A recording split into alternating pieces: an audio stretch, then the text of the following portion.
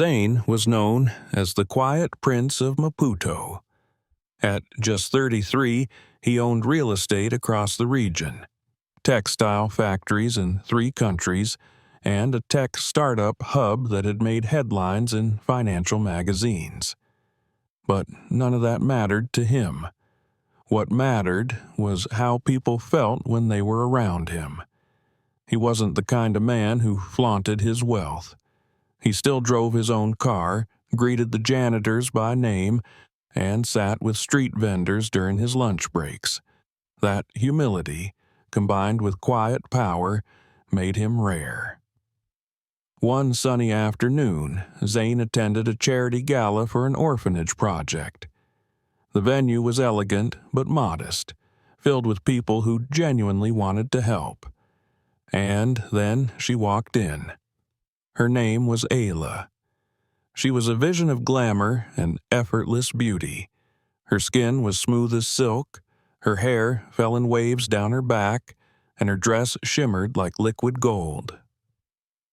Everyone noticed her, but she only had eyes for Zane. When they were introduced, Ayla laughed at something he said and placed her hand lightly on his arm. Zane felt the spark immediately. She was charming and radiant, and her confidence danced through every word she spoke. They began talking more after that event. Zane would text her good morning quotes, send her books he thought she'd like, and Ayla would flood her social media with flowers he sent or dinners they shared. But Zane didn't care. He was falling deeply. While Ayla loved luxury designer shoes, gold jewelry, and the newest gadgets, Zane loved her laugh, her ambition, and the way she made him feel seen. After 3 months, he proposed. It was on a balcony overlooking the city skyline. As the lights of Maputo sparkled below them, he got down on one knee and held out a diamond ring that glistened like starlight. Ayla squealed, then screamed yes, throwing her arms around him. That same night, she posted the video online. Within hours, her feed was flooded with comments. "You did it, girl. Billionaire fiance, you're winning. Secure that bag, queen." Ayla soaked in the attention like sunshine. A week later, the 2 families met. Ayla's mother was boisterous and loud, her laughter echoing through the hall as she held Zane's hand and declared, "You're family now." Her father simply nodded. "If she loves you, then you have our blessing." Zane's parents were gentle and wise. His mother took Ayla's hand and smiled kindly. "He loves deeply. Please protect his heart." Ayla nodded and replied with a sweet smile, "Of course, Mama, I will." The wedding planning began in full swing. Ayla chose the grandest ballroom in the city. She wanted it televised. She wanted fireworks, a red carpet, an orchestra. Zane, though overwhelmed, supported every idea. She deserved happiness, he thought. If gold-plated invitations and imported orchids made her smile, then so be it. He bought her gowns, shoes, earrings, even booked a celebrity MC. Everything had to be perfect. Ayla even filmed a pre-wedding video dancing in the dress showroom saying, "I'm about to marry the man of every woman's dream." But what Zane didn't know, what he couldn't have known, was that Ayla was hiding something dangerous. The night before the wedding, Zane couldn't sleep. He was too excited. He walked through his apartment, looking at their photos and whispering prayers of gratitude. He picked up the framed picture of them laughing at the charity gala and whispered, "Thank you for choosing me." Then he grabbed a bouquet of white tulips, Ayla's favorite, and drove quietly to the hotel where she and her bridesmaids were staying. He wanted to surprise her. He wanted one last sweet moment before everything began. But fate had other plans. As he entered the hotel garden, he heard a familiar laugh. Ayla's. He stopped behind a tall pillar, just steps away. She was on the phone, her voice low but clear. "Baby, I'm nervous too. But don't worry, this wedding is just a formality. Once we get access, I'll leave him. You're the one I truly love. You've always been." Zane froze. "He has no idea," she continued, giggling. "He's so soft, it's almost funny. We'll take what we need and disappear, you and me, just like we planned." The tulips slipped from his hand. His heartbeat thundered in his chest. He couldn't breathe. He turned away, slowly, as if each step was heavier than the last. Back in his car, Zane sat in silence, hands gripping the wheel, face numb. Tears welled up and rolled down without permission. 10 minutes later, his best friend and best man, Ezra, knocked on the window. "Zane, man, I've been looking for you." Ezra opened the door and paused. "What happened? Why are you crying?" Zane looked up, eyes red, voice cracked. "I heard her, Ezra. She was on the phone with someone else. She said she doesn't love me. She said I'm just a bank account. She's marrying me for what I have." Ezra's expression shifted from confusion to fury. "What?" he yelled. "No, no way. After everything you've done for her, you treated her like a queen." Zane nodded slowly, lips trembling. "She called me a fool." Ezra clenched his fists. "This can't be real. We need to confront her. Cancel this sham right now." But Zane remained quiet. After a long pause, he said, "I need to talk to my mother." He dialed the number. "Mama," he said softly when she answered, "can you come to the hotel? Please, but don't tell Ayla." His mother arrived swiftly. She entered the hotel suite, glowing in her green lace attire, expecting to help her son prepare for his big day. But her joy faded the moment she saw his eyes. "What's wrong, my son?" she asked, rushing to him. Zane stood and swallowed the knot in his throat. "There's no wedding, Mama." Silence. "What do you mean?" "I heard her last night. She was on the phone. She's using me. She said she'd leave after she gets access to my accounts." His mother gasped, clutching her chest, sitting down slowly. "No, that sweet girl, but she called me Mama." Ezra stepped forward. "He heard it himself. She's been playing all of us."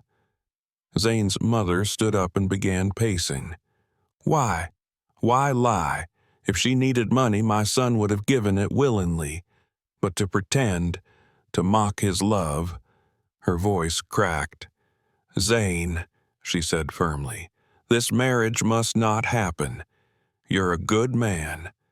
God saved you before it was too late." Zane nodded, tears silently rolling down. "I loved her," he whispered. "I was ready to give her the world." She held his face gently. "You'll heal, and one day you'll thank this pain." "But what about the guests?" Ezra asked. "Everyone's arriving." Zane took a deep breath. "We'll cancel it in the morning. No drama tonight. Tomorrow she'll hear the truth." Across the hall, Ayla laughed with her bridesmaids, snapping selfies in matching silk robes, admiring her nails and the sparkle of her ring. "Tomorrow I become Mrs. Billionaire," she said with pride. Finally, all those years of fake smiling paid off. Her friend cheered. "Queen energy. After this wedding, you run that mansion." Ayla giggled, flipping her hair. She had no idea that Zane already knew, and that tomorrow the stage would be hers, but not for the reasons she imagined. The morning sun rose over Maputo like nothing was wrong. The sky stretched wide and blue, birds chirped as if they hadn't overheard Betrayal the night before, and the streets buzzed with excitement. It was supposed to be the most beautiful day of Zane's life. At the hotel, Ayla's suite was a whirlwind.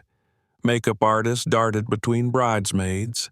Photographers snapped every laugh, every eyelash curl, every glittering necklace. Ayla stood in front of the mirror, dressed in a custom white gown imported from Paris. The dress hugged her curves perfectly, its embroidered train spilling onto the marble floor like a river of frost. Her lips were painted crimson, and a golden tiara sat atop her glossy curls. "How do I look?" she asked, twirling slightly. Her best friend Rhea clapped with delight. "Girl, you are a whole goddess. This is not just a wedding. This is a coronation." Another bridesmaid added, "Zane won't know what hit him. You're securing legacy, girl." Ayla grinned at her reflection. "He's already mine. After today, I own the key to his empire." She picked up her bouquet of white roses and posed for one more shot. Meanwhile, in another hotel across the city, Zane stood quietly by the window. He wore a deep navy suit, his shirt crisp white and his tie silver, but his face was carved from stillness. There were no smiles, only silence. Ezra adjusted Zane's collar with care. "Are you sure you want to go through with this plan?" he asked gently. Zane nodded. "I'm not marrying her, but I won't run. I need the world to see who she really is."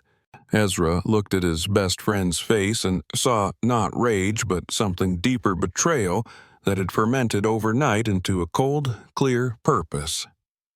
"Then I'm with you," he said. "Whatever happens today, you're not alone." The church venue shimmered like a dream. Gold and white ribbons lined each pew. Massive floral arches framed the altar. A red carpet rolled straight from the entrance to the pastor's feet. Guests had begun arriving since sunrise. Politicians, celebrities, old friends, extended family. Whispered excitement buzzed in the air. This is the wedding of the year. He's finally settling down. And with such a beauty. Cameras were raised.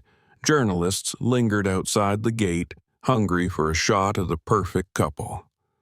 The choir hummed softly as the guests took their seats.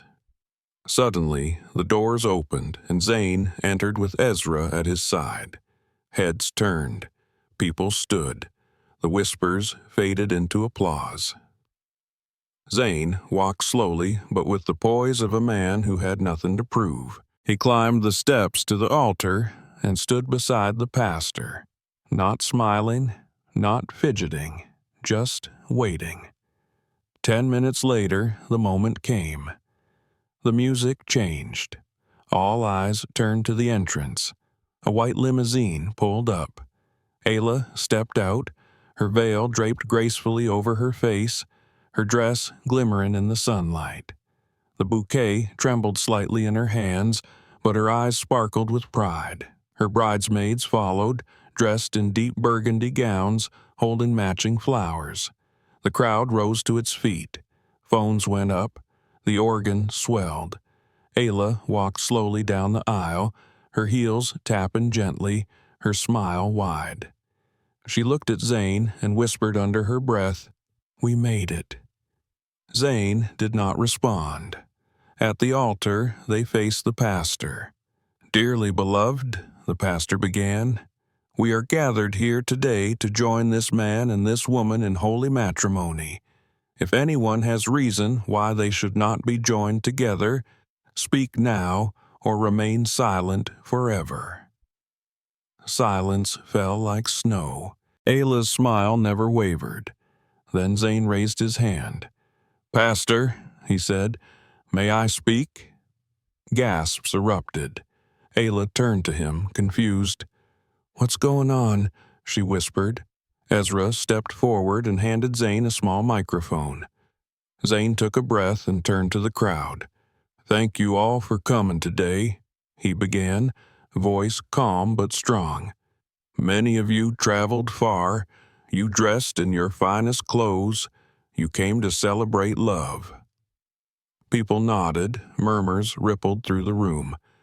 Ayla squeezed his hand, trying to pull him back into the performance, but Zane gently removed his hand from hers. "Before we proceed, I need to tell you something." He turned to Ayla. "I love this woman. I gave her my heart, my trust, my family. I believed we would build a life together. But last night, I came to surprise her with flowers. I stood outside her hotel and heard her speaking on the phone to someone else." The crowd gasped. Ayla's hand shot up. "Zane, please don't do this. I heard her say I'm just a transaction," Zane continued. "That once we're married, she'd access my accounts, take what she wants, and leave. That the man she truly loves is waiting for her." Ayla froze. Her bouquet dropped to the floor. "He's lying," she shouted. But the murmurs were growing. People were recording. Phones were already streaming. "She called me a fool," Zane said, looking directly at her now. "She said my kindness was weakness, that my love was stupidity." Ayla's mother stood from the front row, shouting, "This is madness! This is slander!" But Zane didn't flinch. "No, ma'am. This is clarity. I cannot marry someone who used me, who never loved me, who plotted behind my back." Ayla stepped forward, tears rising. "Zane, please, it was a mistake." "It wasn't a mistake," he said quietly. "It was a plan, one you executed perfectly, until last night." The pastor looked stunned. Guests whispered behind fans. The air was electric. Ayla's knees buckled. She collapsed onto the altar floor, gasping for air. Bridesmaids rushed to her side. One pulled off her veil, revealing a face smeared with makeup and horror. "Is this real?" someone in the audience whispered. "Are we really watching this?" "Facebook Live is already at 30,000 viewers," another guest muttered. Zane stepped back. "This wedding is canceled." A woman in the back shouted, "Blood of Jesus!" Ayla lay on the marble, eyes wide, chest heaving, mascara running. Her tiara fell to one side. The choir had gone silent. The guests began to rise one by one, leaving without a word. Outside the church, the reporters pounced. Headlines spread like wildfire. "Billionaire Groom Cancels Wedding at the Altar." "Gold Digger Exposed in Viral Clip." Wedding of Shame Trends Across Africa. Ayla's once glorious image now flashed across screens with mocking captions. Zane stood still for a moment longer, then turned and walked out of the church. Ezra followed him silently. The cameras snapped. The microphones chased him. But Zane didn't speak. He climbed into the back of a black car, closed the door, and drove away from the scene that was meant to be the beginning of forever. Back at the mansion, Zane's mother waited with open arms. She hugged him tightly. "You were brave today," she whispered. "You chose dignity over deception. I am proud of you." Zane didn't speak. He simply sat down, loosened his tie, and stared out the window. His phone vibrated nonstop. Messages, notifications, missed calls, but he didn't touch it. Not until one particular post caught his eye. It was from the man Ayla had called, the same one from the phone call. He had posted, "I never told her to do that. I never wanted the money. That was her idea. I was just the side piece." He ended the post with laughing emojis. Zane stared at the screen, then turned the phone off completely. The damage was done. The storm had passed. But inside, something had shattered. And deep down, He knew he couldn't stay in the city much longer. Not like this, not with his name on every headline, not with every face whispering his story. He needed distance. He needed silence. He needed to disappear. 2 days after the wedding that never was, Zane quietly packed a small black duffel bag. He left behind the designer suits, the watches, the private chef, the fleet of cars, the mansion with polished marble floors and echoing hallways. He told no one but Ezra and his mother. No headlines, no press releases, no security detail. He simply boarded a modest commercial bus that rolled through the outskirts of Maputo and into the open countryside. The journey lasted 6 hours. With every mile, the city faded, and so did the noise. He arrived in Riverbend, a small town built near a winding river where chickens roamed the streets and children waved at strangers. The air was clean, thick with the scent of earth and eucalyptus. There were no skyscrapers, no paparazzi, no reminders of betrayal. Zane rented a single room above a fisherman's house. The ceiling was low, the windows cracked, but the silence was what he had come for. Each morning he walked barefoot along the riverbank, watching boats pull in, helping fishermen haul nets, sometimes buying firewood for elders.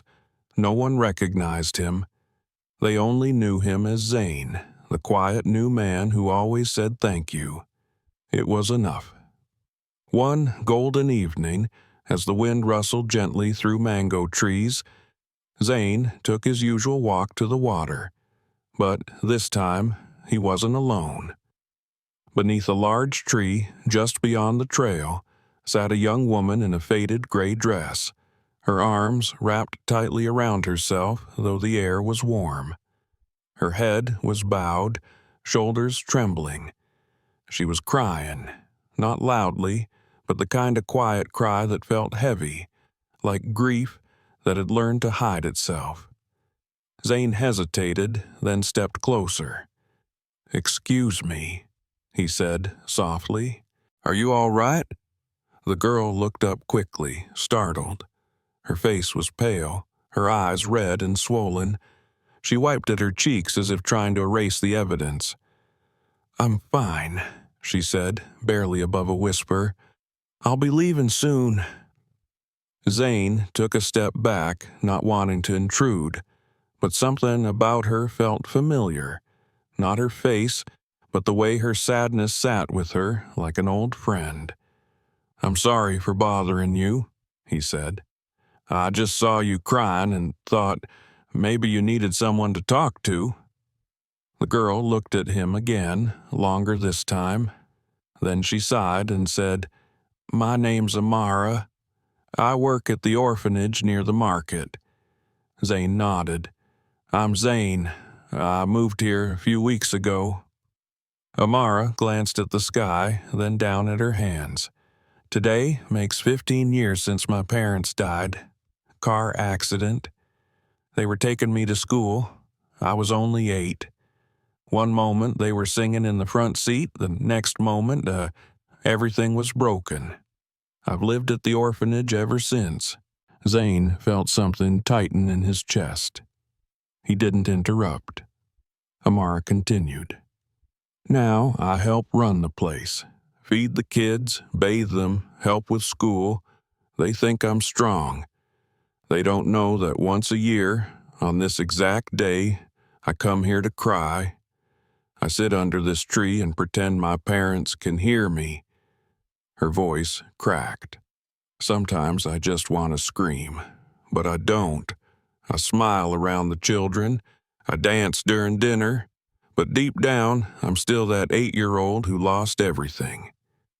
Zane sat down beside her, leaving space between them.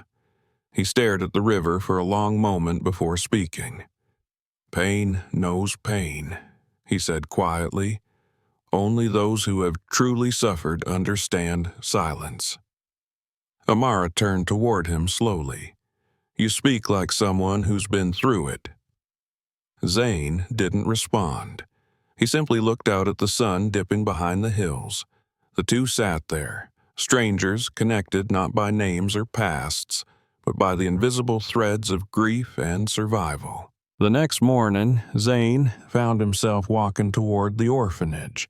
He hadn't planned to, but he kept thinking about Amara, her voice, her strength, her sadness hidden behind quiet dignity. The building was old. The sign above the gate was chipped, Sunrise Haven Orphanage. The walls were faded, and a clothesline full of children's shirts fluttered in the breeze. He paused at the gate. Through the bars, he saw her.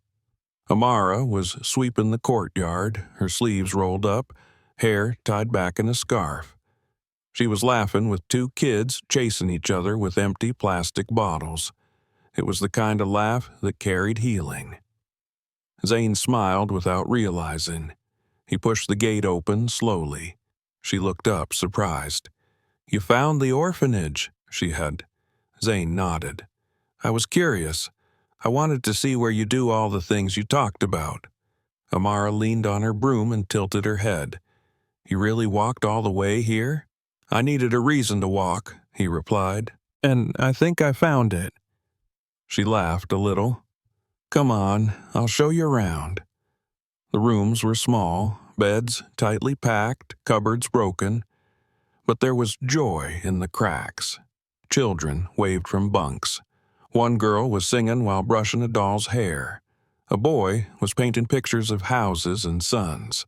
There were giggles behind every curtain.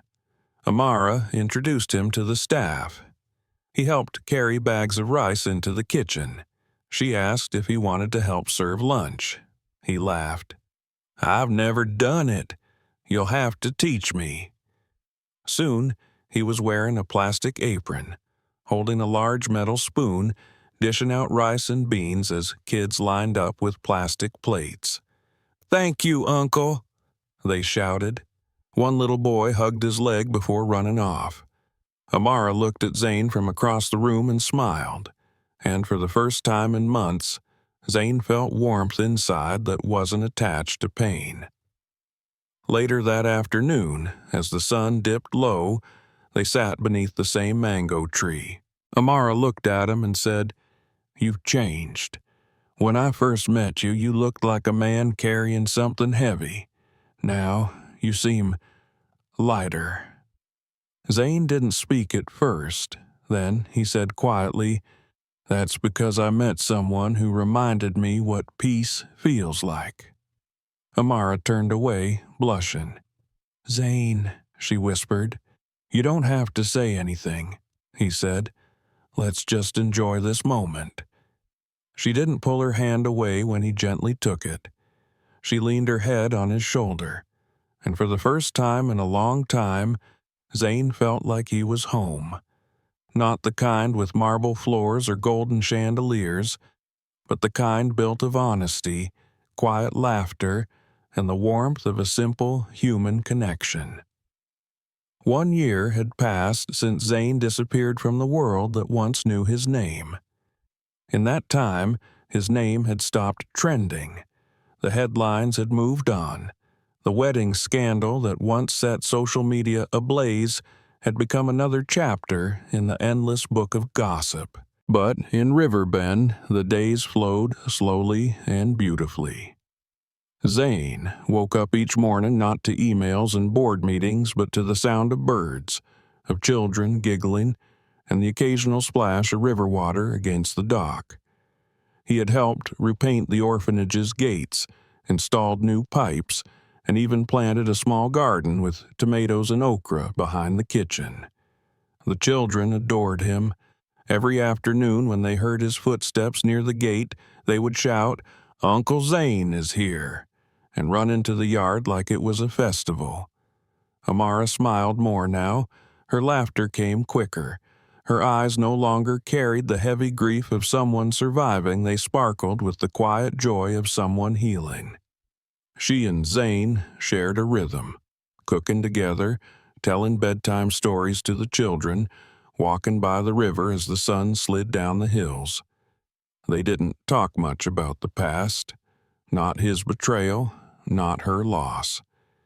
It was as if their souls had signed a silent agreement. We begin from here. One evening, as the orange sky rippled over the water and the mango leaves whispered with the breeze, Zane and Amara sat beneath the same tree where they had first met.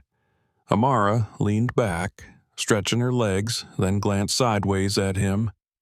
"You look different," she said, "less lost." Zane turned his head, smiling softly. "That's because I'm no longer searching." Amara raised a brow. "And what did you find?" Zane looked at her for a long moment before replying. "You." She looked away quickly, cheeks warm. "Zane, I'm serious," he said. "You helped me remember what real peace feels like. You didn't try to fix me. You just sat beside me while I was broken." Amara bit her lip. "Sometimes all someone needs is to be seen. You saw me too." The silence between them was soft, full of things that didn't need to be said. Then, slowly, Zane reached into his pocket and pulled out a folded piece of paper. "I've been thinking about going back," he said. Amara turned to him, startled. "Back? To the city, to my company, to the life I left. It's time." Her face fell slightly. "When?" "Tomorrow morning," he said. "But before I go, I want to ask you something." She sat up straighter, unsure of what was coming. "Tell the children and the staff. I want everyone here tomorrow morning.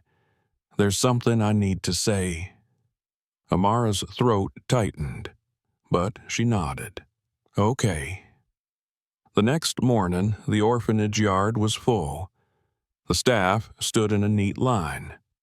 The children sat on small wooden benches, fidgeting with excitement. They knew something special was coming, but no one knew exactly what. Zane entered wearing a clean white shirt, his hair neatly cut, a gentle smile on his face. He looked like a man returning from war, not with wounds, but with wisdom. Amara stood to one side, arms folded nervously. Zane stepped into the center of the yard and cleared his throat. "Thank you," he said, voice steady.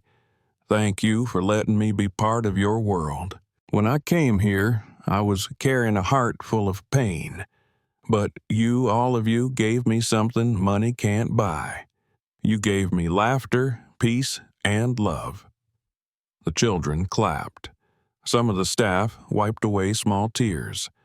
Then Zane turned to Amara. He walked toward her slowly, pulled a small black box from his pocket, and went down on one knee. The gasp that followed echoed across the yard. Amara's hands flew to her mouth. Her eyes widened in disbelief. Zane opened the box. Inside was a silver ring, simple, elegant, shining beneath the morning sun. "Amara," he said softly, "I've loved before, but I've never been loved like this. You never asked for anything, and yet you gave me everything. I was searching for healing. I found you. You are my home, my heart, my future. Will you marry me?" Silence gripped the yard. Then Amara stepped forward, tears sliding down her cheeks. "Yes," she whispered, then louder. "Yes, yes, 1,000 times yes." The children screamed with joy. One boy shouted, "Auntie Amara said yes," and the yard erupted into laughter and cheering. Zane stood, slipped the ring onto her finger, and kissed her forehead. Then Amara leaned in and whispered, "You don't have to go back alone." "You're not staying here," he said, eyes shining. "You're coming with me, to where you belong." That evening, they packed her small suitcase. The children cried, but it was a joyful kind of crying. Zane promised he would still support the orphanage forever. As they left, the kids lined the gate, waving palm leaves and singing. It took hours to reach the city. When the car finally pulled up to Zane's mansion, Amara's mouth dropped open. The house was massive. White walls, tall glass windows, a long driveway lined with golden lights. She turned to him, eyes wide. "You live here?" Zane nodded, gently squeezing her hand. "I never told you because I didn't want you to love this. I wanted you to love me." Amara touched his chest. "I did. I do." Inside the mansion, Ezra was waiting. He smiled wide when he saw her. "So you're the one," he said. "The woman who gave our man his soul back." Zane laughed and hugged his best friend. "Thanks for holding it down." "The company's stronger than ever," Ezra said. "But we missed you, especially your mother." Almost on cue, Zane's mother entered the hallway. When she saw Amara, her eyes filled with emotion. She walked over slowly, then cupped Amara's face in her hands. "You must be the girl who healed my son," she said. "Thank you for bringing him home." 2 weeks later, the mansion was decorated again. This time, there were no influencers, no politicians, no press, just close friends, family, and a small yellow bus that brought children from the orphanage to witness the quiet wedding. Amara walked down the aisle in a modest white dress, hair braided with flowers, her eyes locked with Zane's. He stood waiting in a navy suit, no longer broken, no longer haunted. The pastor smiled as he asked, "If there is anyone who has reason why these two should not be joined, speak now." Before he could finish, one of the children whispered loudly, "If anyone talks, we'll beat them."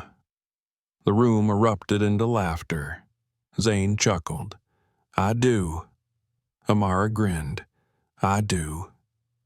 They sealed their vows with a kiss beneath fairy lights and mango blossoms. In that moment, it didn't matter how it started. It only mattered how it ended. Not in betrayal, but in truth. Not in shame, but in love.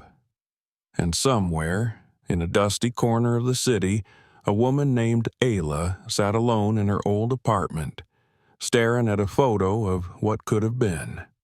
Her mascara was gone, her jewelry pawned, her name now only spoken in hushed jokes. She had chosen glitter over gold, and watched the man she used become someone else's forever. But Zane? Zane had chosen peace, and found it in the most unexpected place of all, beneath a mango tree, beside a river, in the arms of a woman who never wanted his money, just his heart.